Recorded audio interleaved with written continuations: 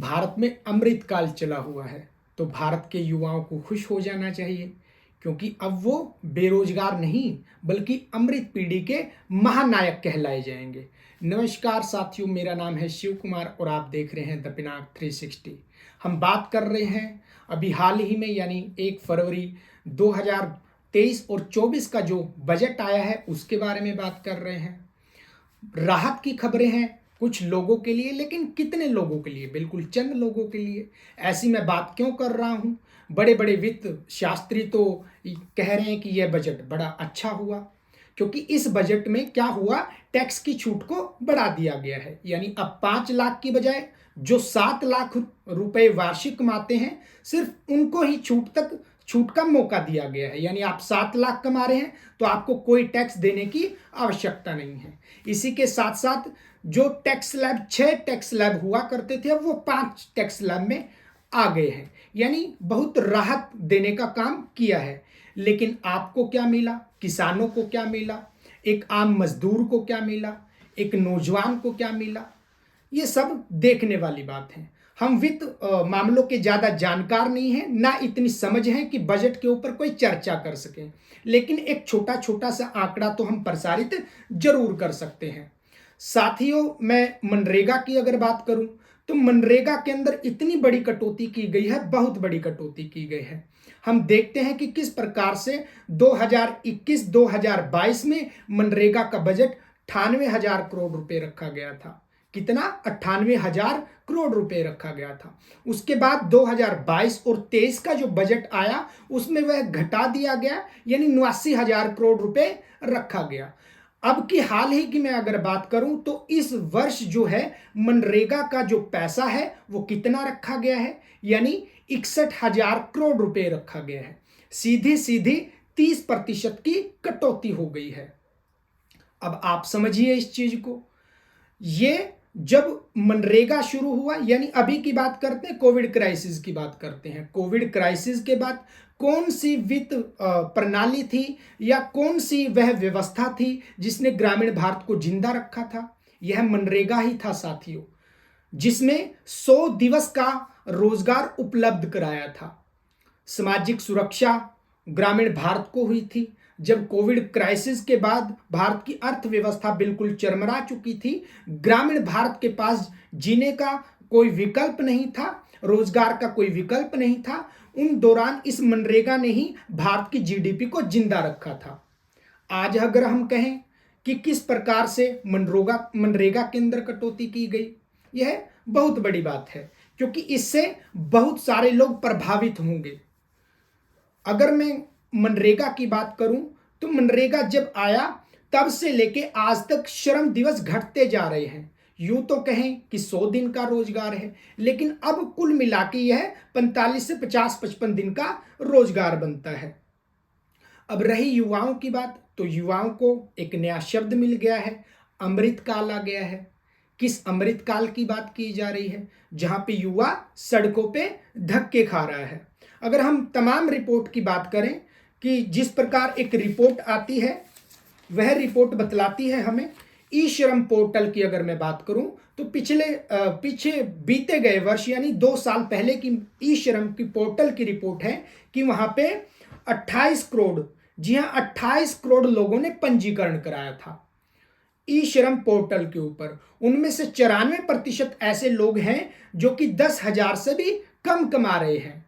ध्यान से सुनिएगा आंकड़ा कि ई श्रम पोर्टल पे कितने लोग पंजीकरण करा चुके हैं। 28 करोड़ लोग पंजीकरण करा चुके हैं। यानी ये कौन से? यानी युवा लोग हैं।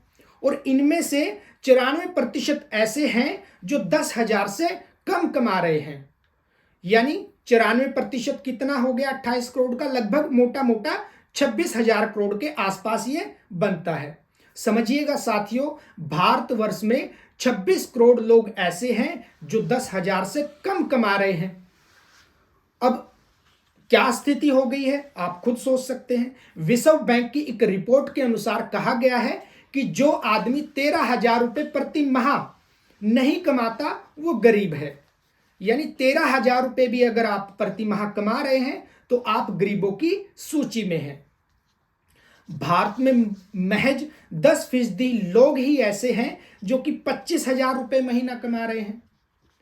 भारत में 10% लोग ऐसे हैं जो 25,000 रुपये महीना ही कमा रहे हैं। अब इतने आंकड़ों की बाजीगरी आम जनता को नहीं पता। और जो लोग जब बजट आया था ऐसे वो टेबल थपथपा रहे थे, वो लोग कौन थे? तालियां बजा रहे थे, वो लोग कौन थे?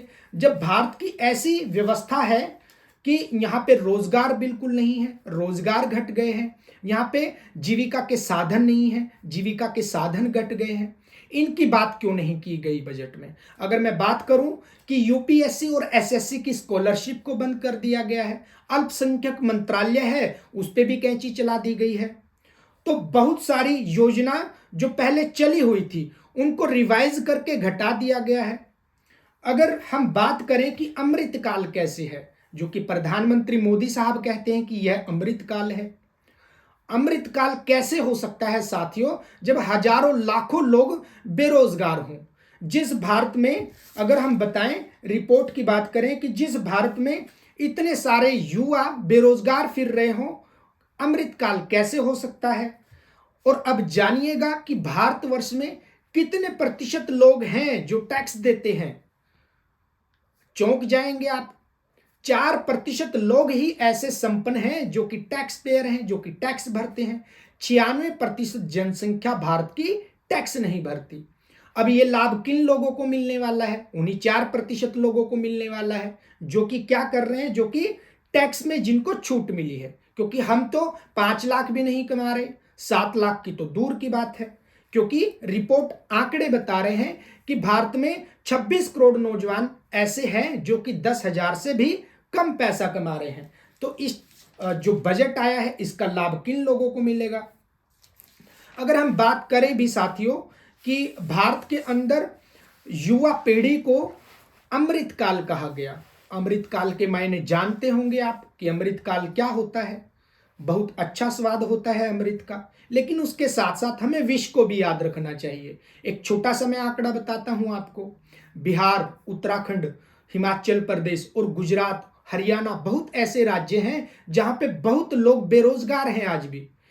छोटी सी एक रिपोर्ट बताता हूं आपको कि गुजरात के अंदर पंचायत जूनियर क्लर्क का एग्जाम परीक्षा हुई थी जो कि रद्द हो जाती है। 9 लाख युवा उसमें परीक्षार्थी होते हैं, लेकिन किसी को कोई फर्क नहीं पड़ता। उसके बाद उत्तराखंड वन दरोगा की मैं बात करूं, उत्तराखंड वन दरोगा की परीक्षा भी रद्द हो जाती है। 2019 में परीक्षा होती है, 2 साल लग जाते हैं, रिजल्ट भी अनाउंस हो जाता है, लेकिन यह परीक्षा रद्द हो जाती है। पटवारी लेखपाल की परीक्षा होती है उत्तराखंड के अंदर, वह भी रद्द हो जाती है। हिमाचल प्रदेश की सिपाही भर्ती होती है जो बाद में क्या हो जाती है, जो रद्द हो जाती है साथियों। और रद्द होने के साथ साथ सीबीआई 7 राज्यों में क्या करती है, छापेमारी करती है। आपको हरियाणा का हाल तो पता ही होगा। हरियाणा बेरोजगारी में चरम पर है, सबसे ज्यादा बेरोजगारी दर में हरियाणा है। 2018-19 के अंदर पटवारी, ग्राम सचिव, इनका नोटिफिकेशन आया था, ग्राम सचिव की परीक्षा भी हुई थी, लेकिन वह भी रद्द हो जाती है, पेपर लीक हो जाता है। 2018 से जो युवा हरियाणा के अंदर तैयारी कर रहा है, आज 2023 आ चुका है, अभी तक परीक्षा क्यों नहीं हुई? 5 साल खराब हो गए। अब सोचिए कि जहां पे 3 साल, 4 साल या 5 साल परीक्षाएं नहीं होती, वो युवा या नौजवान किस प्रकार से अमृत काल में जी सकता है? क्या ये अमृत काल है या फिर विष काल है? आप लोग बेहतर जानते हैं। अब 2024 का चुनाव भी आने वाला है, उसकी भी तैयारियां जोरों शोरों से चली हुई है। इसी के संदर्भ में ये इतनी बड़ी टैक्स में छूट दी गई है। लेकिन यह अलग बात है, कहीं न कहीं मिडल वर्ग को कहा गया है कि राहत जरूर दी गई है, लेकिन बड़ा अच्छा होता इसमें नौजवानों की बात होती, बड़ा अच्छा होता इसमें आर्थिक असमानता की बात होती, बड़ा अच्छा होता इसमें रोजगार की बात होती। कुछ कौशल सेंटर की जरूर बात हुई है, लेकिन जो पीछे कौशल सेंटर खुले थे उनमें कितना हम सफल हो पाए हैं, देखने वाली बात है। फिलहाल सरकार क्या कर रही है, धर्म की चाशनी में डुबोया हुआ लड्डू भारत के युवाओं को दे दिया गया है और भारत के युवा उसको खा रहे हैं। देखना होगा कि 2024 में क्या होगा, लेकिन फिलहाल बजट के अंदर अगर हम कहें, आम आदमी को कहा गया है कि मिडिल क्लास को राहत दी गई है, लेकिन यकीन मानिएगा दोस्तों कि मिडिल क्लास में हैं कितने लोग। मैंने कुछ आंकड़े आपके सामने बताए, ठीक है। तो मिडिल क्लास कितनी है और कितनों को लाभ होगा, ये वित्त वर्ष 2023-24 में हम बता पाएंगे। फिलहाल इतना ही, मुझे दीजिएगा इजाजत। बने रहिएगा द पिनाक 360 पे। और अगर आपको हमारा काम अच्छा लगता है तो चैनल को सब्सक्राइब करें, साथ में लगे बेल आइकॉन को जरूर दबाएं। नमस्कार साथियों, जय हिंद।